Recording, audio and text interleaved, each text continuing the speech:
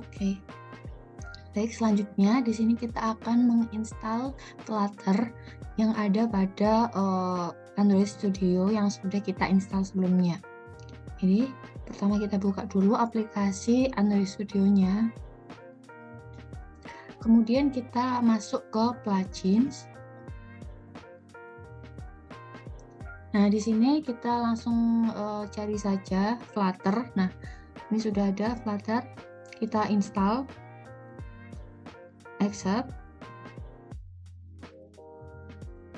Kemudian ketika ini the Flutter plugin requires that plugin to be installed, kita klik install juga karena di sini nanti kita juga akan menggunakan Dart.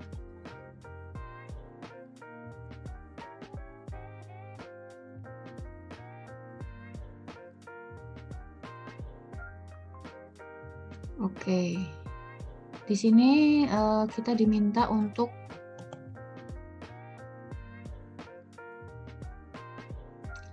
merestart ya, merestart IDE-nya. Jadi kita restart saja, kita pencet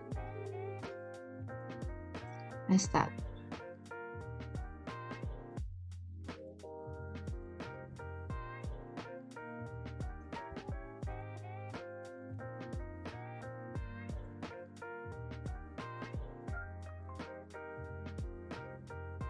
Kita tunggu dulu sampai Android Studio-nya terbuka kembali.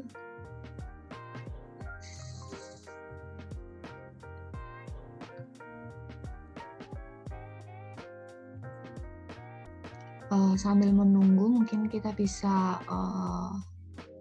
menginstal yang selanjutnya, yaitu Flutter SDK. Jadi ini juga kita perlukan menginstal Flutter yang di luar dari Android Studio-nya untuk SDK. Di sini untuk yang Windows yaitu Flutter Windows 2.10.4.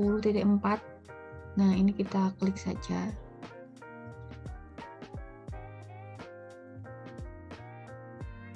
Oke, ini prosesnya sebesar 893 MB, jadi mungkin membutuhkan waktu yang tidak singkat, jadi kita tinggal saja. Oke, ini Android Studio-nya sudah berhasil di restart. Kita cek lagi untuk yang plugins. Kita ini Flutter sudah installed ya, berarti otomatis ini sudah terinstall. Kemudian kita cek lagi untuk yang Dart. Ini juga sudah terinstall. Jadi step untuk yang install Flutter juga Dart pada Android Studio sudah selesai atau sudah berhasil ya. Di sini kita lihat di install juga Dart dan Flutter sudah berhasil terinstall. Selanjutnya kita hanya tinggal menunggu Flutter SDK ini. Nah, nantinya Flutter SDK ini digunakan untuk menyambungkan pada Android Studio tadi. Jadi nanti kita juga perlu menambahkan pad-nya pada environment. Mungkin saya pause dulu. Kita sambil menunggu penurutan dari Flutter-nya. Oke, kita lanjutkan lagi. Ini penginstalan dari Flutter SDK-nya sudah berhasil. Kemudian langsung saja kita buka.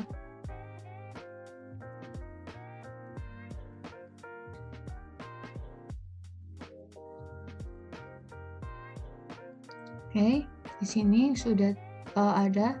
Kemudian selanjutnya kita harus mengekstraknya. Klik kanan, kemudian extract file.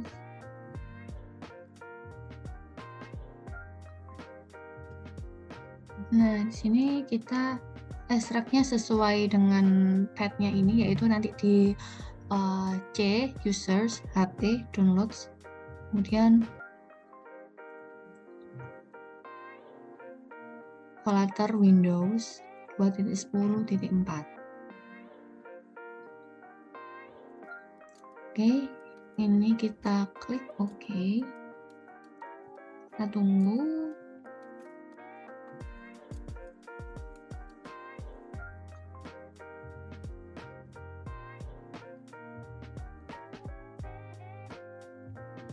Kita tunggu proses ekstraknya.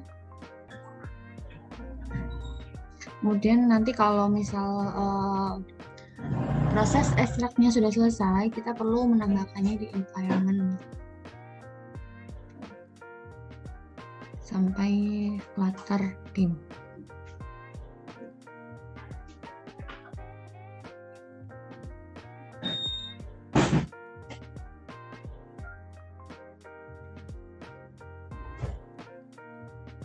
%.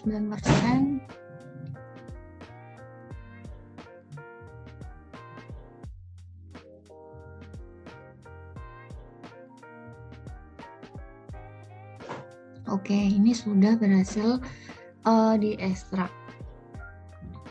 Langkah selanjutnya yaitu kita menambahkan entity environment-nya. Jadi kita cari dulu.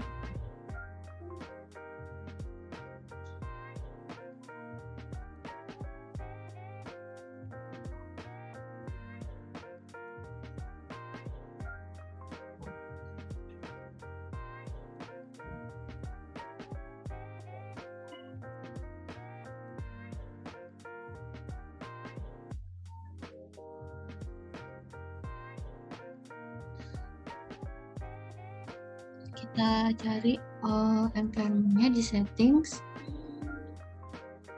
Nah, di sini kita mau coba cari environment.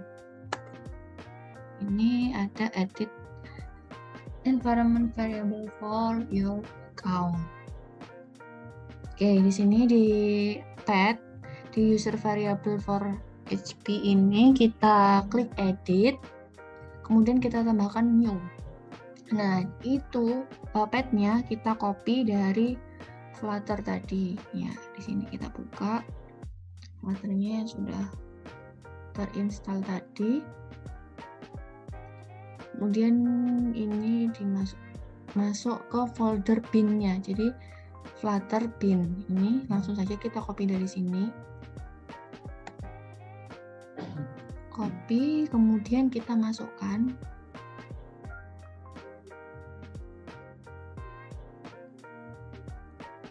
Nah, ini kita masukkan pada pad environment variable. Nah, ini kita paste.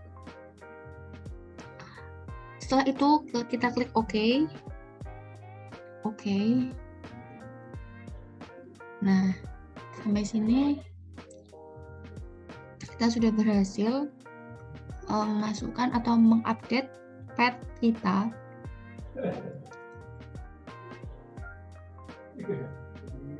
Dan juga berhasil menginstal Dart dan juga Flutter pada Android Studio.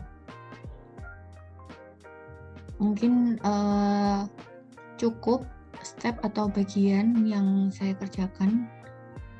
Untuk selanjutnya akan dilanjutkan oleh teman saya. Ya, baik. Jadi setelah melanjutkan dari teman saya tadi, setelah melakukan plugin, jadi di sini tadi setelah Flutter dan Dart-nya sudah dikoneksikan, dan tadi dari Flutter-nya juga sudah diatur pada environment-nya. Selanjutnya kita juga akan melakukan pengaturan atau setting pada SDK. Jadi di dalam sini, kalau kita mau menuju tools, itu tinggal kita klik titik 3 ini.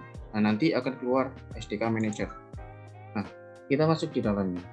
Dalam Android SDK, itu di sini ada 3 nav ya, navbar. Ada SDK Platform, SDK Tools, sama SDK Get Sites. Pada SDK Platform, jadi kita akan menyesuaikan apa saja yang akan kita butuhkan, yang nantinya kita akan download. Jadi contohnya, platform yang sering digunakan di Indonesia itu handphone atau ponsel yang rata-rata sudah menggunakan Android 11. Maka cukup kita centang seperti ini. Nah, oleh karena itu setelah kita centang, di sini API levelnya tertulis 30. Jadi nanti ketika kita akan melakukan emulator, otomatis ya kita akan mencari emulator dengan API yang sesuai. Nah, setelah itu kita cukup klik OK, maka nanti akan dilakukan proses downloading dan juga instalasi untuk SDK dengan platform Android 11. Cukup kita klik OK seperti ini dan kita akan menunggu prosesnya. Di sini prosesnya cukup lama biasanya karena memori yang di-download atau yang dibutuhkan juga cukup besar, sehingga itu juga berbanding lurus dengan waktu yang dihabiskan seperti itu. Jadi di sini mungkin akan saya skip untuk proses instalasi yang di sini, sehingga videonya akan lebih efisien. Nah, jadi setelah semua komponen sudah terinstall, yaitu tadi ada SDK platform Android 11, maka di sini tertulis down dan di sini sudah bisa di finishing. Nah, kita cukup klik button finish. Nah, maka sudah kita atur untuk SDK-nya. Dan kita coba kembali lagi pada SDK Manager dan kita akan sedikit menjelaskan terkait SDK Tools yang tadi ada 3 ya. Nah, di sini setelah terdownload maka opsi centang sudah tercentang ya untuk Android 11. Nah, untuk teman-teman barangkali ingin menggunakan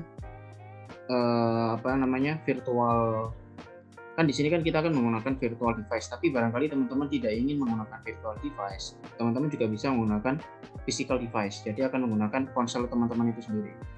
Nah, caranya adalah nanti akan ada di tahap selanjutnya ya seperti itu, dan tentunya teman-teman harus menyesuaikan versi Android pada ponsel teman-teman. Nah, misal versi Android teman-teman adalah Android 10, maka teman-teman di sini juga harus melakukan instalasi atau downloading SDK platform untuk Android 10, jadi biar nanti bisa digunakan seperti itu. Dan kemudian beralih pada SDK Tools. Di sini untuk tombol yang di checkbox yang strip-strip ini itu adalah checkbox yang memang secara default sudah terpasang ketika kita melakukan instalasi Android Studio. Dan di sini yang centang-centang itu adalah semacam ekstensi atau tambahan-tambahan yang bisa kita lakukan. Nah, ketika teman-teman melakukan dengan virtual device, maka teman-teman cukup dengan default ini, terus ketambahan yang ini, Intel x86 Emulator Accelerator HAX Installer. Jadi ini tujuannya untuk mengoptimisasi ya kecepatan dalam menggunakan virtual device-nya. Dan ketika teman-teman ingin menggunakan physical device, maka tentunya teman-teman butuh yang namanya ini, Google USB Driver. Jadi nanti tujuannya adalah untuk menghubungkan antara ponsel teman-teman dengan device saat ini atau laptop, itu melalui kabel USB seperti itu. Nah, kemudian SDK update site di sini tertulis semacam beberapa update atau istilahnya beberapa proses-proses yang update gitu ya, notifikasi update terkait SDK yang sudah kita download seperti itu.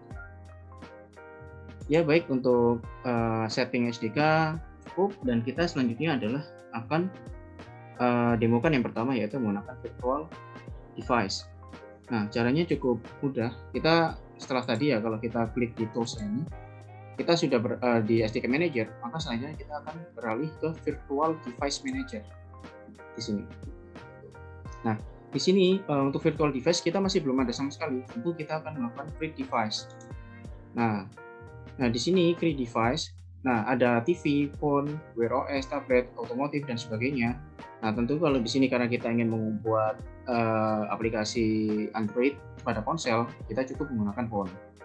Dan untuk tampilan ponsel yang akan kita gunakan, teman-teman bisa melakukan kustomisasi di sini. Itu ingin model ponselnya seperti apa? Mulai dari paling awal ya, ini ponsel yang zaman dahulu yang agak kecil dan sudah semakin lebar, baik dari size, resolusi ataupun density-nya. Nah, ini di sini kita akan menggunakan yang standar saja. Kita akan menggunakan Pixel 4 XL yang ini ya, dengan size 6,3 inci dan resolusinya 1440 x 3040. Nah, ini. Nah, ketika sudah diklik seperti ini, teman-teman cukup klik next seperti itu. Nah, ketika di next seperti ini, ini kan tadi seperti yang saya sebutkan tadi ya, di dalam virtual device ini kita ingin virtual device kita tuh menggunakan Android versi yang mana? versi yang mana gitu ya. Nah, ini ada keterangannya, ada target, ini kayak keterangan, oh ini buat Android berapa, seperti itu. Dan di sini juga ada API. Nah, API level, saran saya itu disesuaikan dengan yang sudah kita download. Di awal tadi ya, itu kan kita mendownload untuk Android 11, API levelnya 30, maka yang direkomendasikan yang ini. Makanya langsung semacam terselect seperti ini ya, warna ungu atau biru ini. Nah itu. Nah, cukup kita klik download yang di sini. Nah, untuk proses download sendiri, seperti yang saya bilang ya, karena di sini membutuhkan memori yang cukup besar, di sini tertera 620,3 MB. Tentu untuk pada video kali ini kita cukup skip saja untuk memperhatikan efisiensi waktu seperti itu. Dan nanti ketika sudah finish, tentu akan saya tindak lanjuti seperti itu. Jadi cukup bersabar ya teman-teman, untuk membuat virtual device memang cukup lama, karena ya memang memori yang dibutuhkan juga cukup besar. Nah, jadi ketika sudah selesai untuk instalasi atau download yang tadi ya, maka akan keluar semacam seperti ini. Jadi komponennya berhasil terinstall, maka kita bisa melakukan finishing dengan klik button finish. Nah, jadi ketika sudah terselect seperti ini, kita juga bisa langsung klik next, buat nanti akan diproses buat pembuatan virtual device-nya. Nah, di sini kita akan mengatur AVD name atau nama, dan juga di sini ada beberapa tadi ya sudah kita setting. Android-nya 11 x86, kemudian ini besarannya, ukuran layar, serta resolusi, dan kemudian HDPE, maksudnya density-nya sudah HD. Nah, di sini ya. Nah, untuk nama ini sendiri kita akan menggunakan nama bebas. Nah, jadi kita coba menggunakan B1 ponsel. Anggapannya atau namanya ponsel gitu aja ya. Ponsel. Gitu. Ketika sudah selesai, kita bisa klik finish. Ketika sudah diklik finish, maka auto di sini yang awalnya di kosong, maka di sini sudah ada virtual device 1 yang namanya ponsel. Dan mungkin kalau kita akan melakukan running, cukup kita klik tombol yang ini ya, yang semacam untuk run ini, yang nanti fungsinya untuk launch AVD pada emulator. Nah, contohnya kita coba aja running. Nah, ini proses ya untuk launching emulatornya. Ada tulisan starting AVD. Nah, tampilannya nanti bakal seperti ini. Nah, ini kita tunggu juga prosesnya, karena ya terkadang memang cukup lama untuk proses untuk menyalakan ponselnya itu sendiri di laptop seperti itu. Nah, ini tampilan sudah mulai nyala. Nah, nanti tampilannya mungkin akan tampilan ada menu-menu sederhana ya dari bawaan ponsel yang sudah kita jadikan virtual device. Nah, jadi untuk yang pertama yaitu untuk penggunaan virtual device ini sudah beres. Nah, kemudian ketika sudah ada virtual device, maka kita juga sudah bisa melakukan pembuatan file, yang mana nanti filenya bisa di-compile.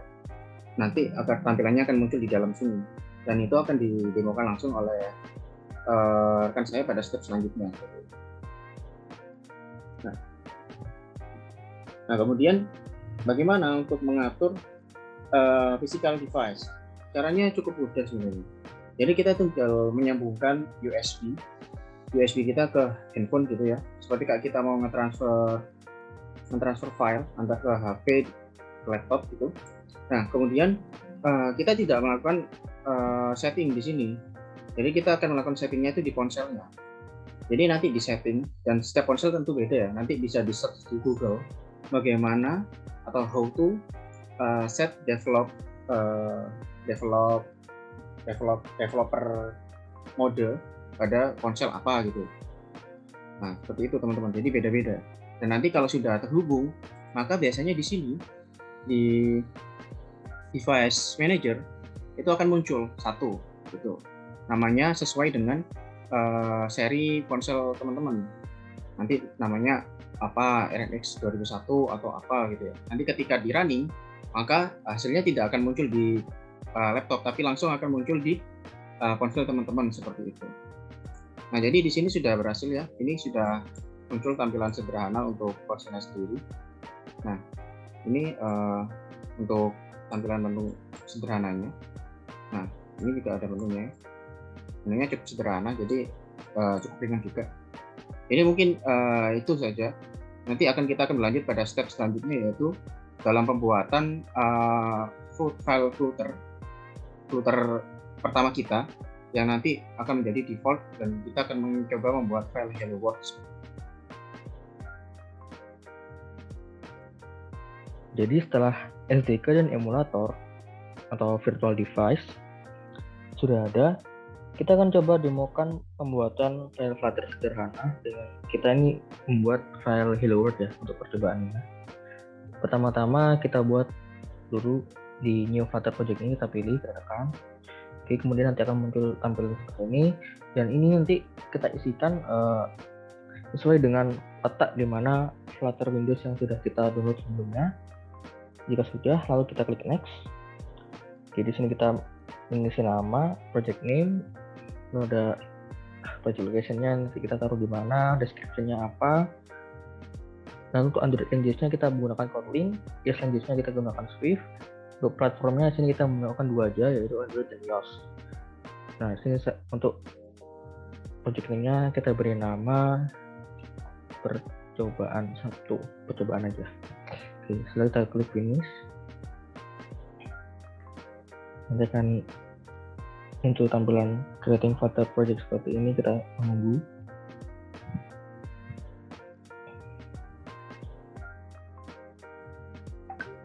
Nah, oke, sini akan muncul readme ya. Readme, kita cari file main-nya di lib main sini. Nah, di file main ini ada percobaannya. Oke, di homepage tampilannya seperti ini, ada banyak sekali. Untuk codingannya sudah dari sananya.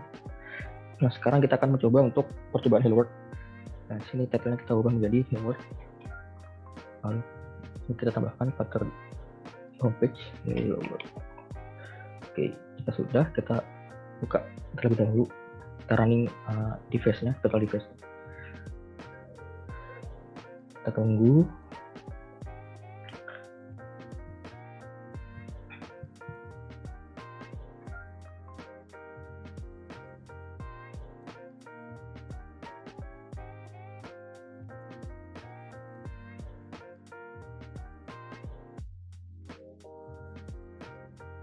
Nah, oke.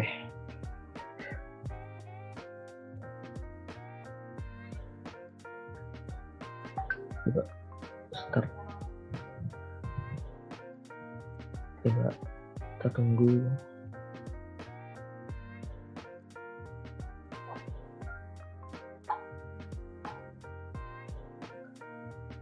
Kita menunggu sedang running.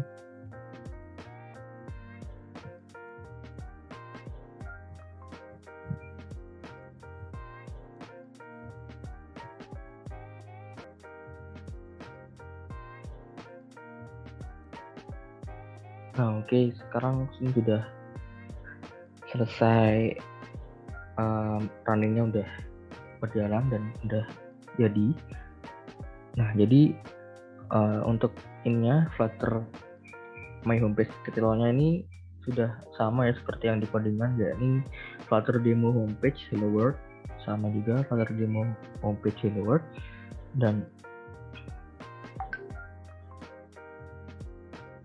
lalu lemot sekali ya. Nah, di sini di tengah-tengah ini ada tulisan juga, push the button this many times. Oke, jadi jika kita mencet tombol ini, maka nanti akan muncul sesuai dengan seberapa banyak kita mengklik tombolnya. Jadi saya klik 1, sekarang saya klik lagi jadi 2, dan lagi 3, 4, 5. Jadi seperti itu untuk pada program file yang sederhana ini. Mungkin saja untuk percobaan Hello World-nya akan dilanjutkan oleh teman saya. Di sini kita akan melanjutkan praktikum dengan memasukkan akun GitHub kita ke dalam Android Studio ini sendiri agar kita bisa meng-push dan commit dari project kita ke GitHub. Baik, di sini kita masuk ke setting, terus habis itu masuk ke version control dan masuk ke GitHub. Habis itu kita add account, kita generate untuk tokennya sendiri, kita generate. Sync ini untuk GitHub. Oke, baik, di sini saya akan masukkan dari GitHub-nya itu sendiri.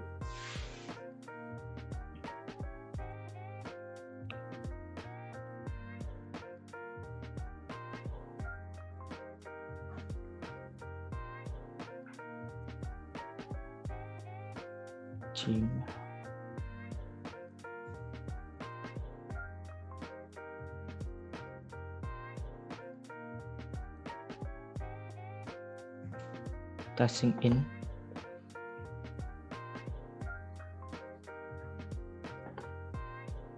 Baik, habis itu kita langsung aja untuk node-nya langsung ke bawah untuk mengenerate dari tokennya.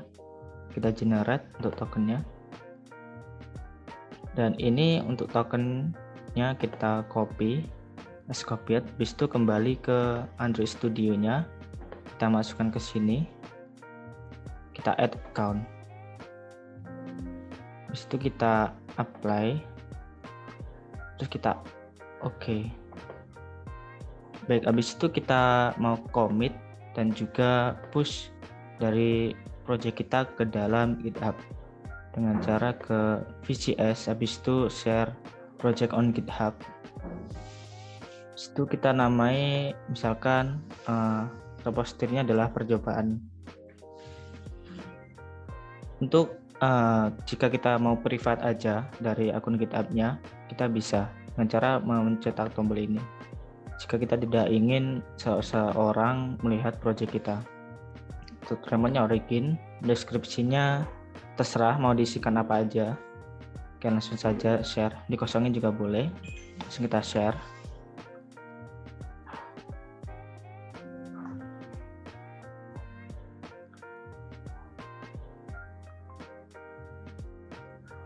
Baik, di sini sudah untuk bisa langsung kita commit dengan message-nya bisa apa aja. Di sini saya akan masukkan initial untuk commit-nya. Kita add langsung aja.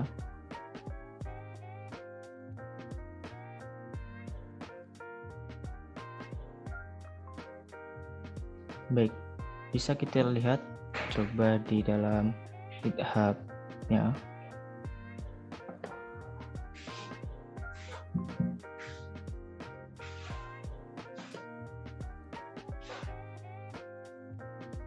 Oke, di sini sudah ada dari repositorinya yaitu percobaan. Kita lihat apakah sudah masuk. Baik, udah bisa untuk main Dart dalam main Dart-nya. Baik, di sini sudah di commit dan juga kita push ke dalam GitHub kita.